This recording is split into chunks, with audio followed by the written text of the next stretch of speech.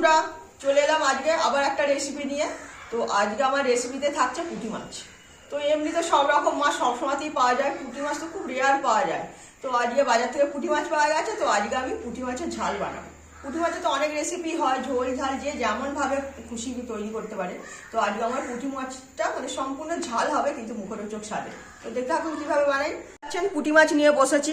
তো পুঁটি মাছ একদম কেটে ধুয়ে বেছে নুন হলুদ মাখানোই রয়েছে। তারপর এখানে যা যা মশলা নিয়েছি সেগুলো আপনাদের দেখাতে থাকবো, মানে একেবারে রান্নায় দেখাবো যে আমি কি কি মশলা দিয়ে বেশ পুঁটি মাছের কট করে ঝালটা বানাচ্ছি সম্পূর্ণ মুখরোচক স্বাদে। তো দেখুন তেল গরম হয়ে গেছে, আগে ফার্স্ট মাছটা ভেজে নেব। তো কড়াইয়ে তেল গরম হয়ে গেছে, এবারে পুঁটি মাছগুলো ছেড়ে দেবো। একবারে সব মাছ দেবো না, অল্প অল্প করে দেবো, তাহলে পরে ভালো মতো লাল করে ভেজে নিতে পারবো। একসঙ্গে সব দিলে পরে মাছটা ভালো ভাজা হবে না। তো আগে হাফটা ভেজে নেবো, তারপরে বাদ বাকিটাও ভেজে নেবো। দেখতেই পাচ্ছেন মাছটা এক পিঠ উল্টে দিয়েছি, মানে এক পিঠ একদম পুরো লাল করে ভেজে নিয়েছি। বেশি মানে একটু লাল করে না ভাজলে মাছটা কিন্তু ভেঙে যাবে, তাহলে ঝাল ঝাল যে খাবারটা হবে সেটা কিন্তু আর ঠিকঠাক তৈরি করা যাবে না। তো মাছটা গোটা গোটা থাকলে খেতেও ভালো লাগবে। তো সেই জন্য এক পিঠ ভাজা হয়ে গেছে, আর এক পিঠে এইভাবে উল্টে দিয়েছি। তো এইভাবে পুরো মাছটাকে ভেজে নেব লাল করে। দেখতেই পাচ্ছেন আমার সব মাছগুলো এইভাবে লাল করে ভেজে নিয়েছি, একটা একটা পুরো হয়ে রয়েছে, একটুকু ভেঙে যায়নি। তো এইভাবে আমি সব মাছটা ভেজে নিলাম। তো কড়াই যে তেল আছে তার মধ্যে অল্প একটু তেল দিয়েছি, দিয়ে একটা শুকনো লঙ্কা আর একটু কালো জিরে ফোড়ন দিয়ে দিলাম। ফোড়নটা ভাজা হয়ে গেছে, এর মধ্যে কিন্তু আমি কোনো পেঁয়াজ দেব না, একদম মশলা দিয়ে দেব। হলুদের গুঁড়ো দিচ্ছি, 1 চামচ লঙ্কার গুঁড়ো দিচ্ছি, যেহেতু আমি কাঁচা লঙ্কা ব্যবহার করছি। 1 চামচ জিরের গুঁড়ো দিলাম। তো এইটাই আমি আগে অল্প একটু জল দিয়ে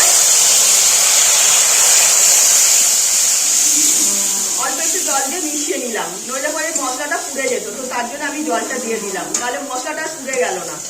তো এর মধ্যে আমি এবার পরিমাণ মতো আদা বাটা দিয়ে দেবো। বলেইছিলাম যে পুঁটি মাছের ঝাল তো অনেক রকম ভাবে খাওয়া যায়, একবার বাড়িতে অবশ্যই এইভাবে বানিয়ে দেখবেন, এর টেস্ট কিন্তু সম্পূর্ণ আলাদা। আদা বাটাও দেওয়া হয়ে গেছে, আদা দিয়ে কিন্তু বেশিক্ষণ ভাজলে হবে না। তো এবার এর মধ্যে আমি এবার সর্ষে দিয়ে দেবো।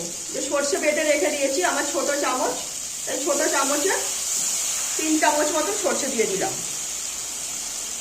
3-4টে কাঁচা লঙ্কা দিয়ে দিলাম, সর্ষে দিয়ে দিয়েছি। সর্ষে দিয়েও বেশি ভাজবো না, তাহলে সর্ষে তেতো হয়ে যাবে। তো আবার একটু জল দিয়ে দিয়েছি। এইটাই এবার যতক্ষণ না তেল ছাড়ছে ততক্ষণ আমি এইভাবে রেখে দেবো, তাহলে পরে এই যে মশলা দিয়েছি মশলার কাঁচা গন্ধটাও চলে যাবে আর তেলটা উপরে ভেসে আসবে। দেখতেই পাচ্ছেন মশলাটা দিয়ে ভালো মতো তেল ছেড়ে দিয়েছে, এর মধ্যে 3-4টে কাঁচা লঙ্কা দিয়ে দিয়েছি। তো তেল ভেসে গেছে, এবার এর মধ্যে অল্প একটু আমি পোস্ত বাটা দিয়ে দিচ্ছি। 1 চামচ মতো পোস্ত আমি বেটে নিয়েছিলাম, তো সেটাই দিয়ে দিলাম ওর মধ্যে। তো এটাই আমি এবার এর মধ্যে ভালো করে নাড়াচাড়া করে নেব। সর্ষে পোস্ত সবকিছু দিয়ে একটা মানে ঝাঁঝালো খাবার তৈরি হয়ে গেল। তো আবার তেল ছেড়ে আসছে, এবার এর মধ্যে আমি এই যে মাছটা, যে ভাজা মাছটা, এইটা ছেড়ে দেব। একটু হালকা করে নাড়াচাড়া করে নেব, যাতে মানে এই যে মশলার যে একটা ফ্লেভারটা পুরো মাছের মধ্যে টেনে নিতে পারে। তো নাড়াচাড়া করে নিয়েছি, এবার এর মধ্যে আমি এবার জল ঢেলে দেবো।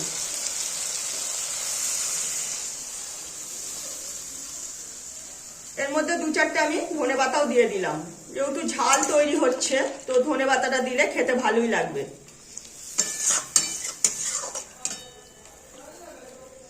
এবার 2-3 মিনিট একটু ফুটতে দেবো, যাতে মাছটা যে মানে ভালো মতো কড়া করে ভাজা রয়েছে না সেটাই হালকা নরম হয়ে যাবে, আর এই যে গ্রেভিটাও একদম ঠিকঠাক হয়ে যাবে। একটু বেশ জল জল আছে, জলটা কমে যাবে, মানে একদম গাঢ় হয়ে যাবে। তো এইভাবেই 2-3 মিনিট আমি রেখে দেবো। এর মধ্যে আগে নুন দিয়ে দেবো, নুন দেওয়া হয়নি,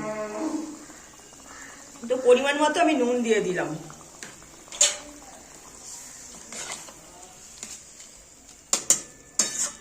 এবার 2-3 মিনিট এইভাবেই ফুটতে দেবো। তো দেখতেই পাচ্ছেন একদম পুঁটি মাছের একটা ঝাল ঝাল মানে তরকারি একদম রেডি হয়ে গেল। এবার এর মধ্যে আমি অল্প করে কাঁচা সরষের তেল দিয়ে দিলাম, কারণ যেহেতু ঝাল হয়েছে তো সর্ষে পোস্ত সবকিছু দেওয়া রয়েছে, তো এই কাঁচা তেলটা দিলে না এই খাবারের টেস্টটাই পুরো দ্বিগুণ হয়ে যাবে। তো একদম দেখছেন পুরো একদম গাঢ় একটা খাবার তৈরি হয়ে গেছে। মাছটা একটা মাছও কিন্তু ভেঙে যায়নি, যেমন গোটা গোটাই আছে। পুরো এইভাবেই পুঁটি মাছের ঝালটা হালকা একটু রস রেখে রাখতে হবে, এই কারণেই যে ঠান্ডা গেলে না একদম বসে যাবে। তো এইভাবেই আমি ঝালটা তৈরি করে ফেললাম। খাবারটা রেডি হয়েছে, এবার নামিয়ে নেব। তো দেখতে পাচ্ছেন একদম কত সিম্পল পদ্ধতিতে সম্পূর্ণ মুখরোচক খাবার পুঁটি মাছের ঝাল একদম তৈরি করে ফেললাম। এতে কিন্তু পেঁয়াজ দেয়নি। আমি মনে করি পুঁটি মাছের ঝালে পেঁয়াজ দিলে না টেস্টটা নষ্ট হয়ে যাবে। তো পেঁয়াজ ছাড়া সবকিছু দিয়ে পুঁটি মাছের ঝালটা আপনাদের সঙ্গে শেয়ার করলাম। তো একবার এইভাবে অবশ্যই বাড়িতে বানিয়ে দেখতে হবে যে আমার খাবারটা কতটা টেস্ট হয়েছে। তো ভালো লাগলে লাইক শেয়ার কমেন্ট সাবস্ক্রাইব করে আমার চ্যানেলটাকে। তো আজকের মতো আমার রেসিপি এখানেই শেষ করলাম। সবাই ভালো থাকবে।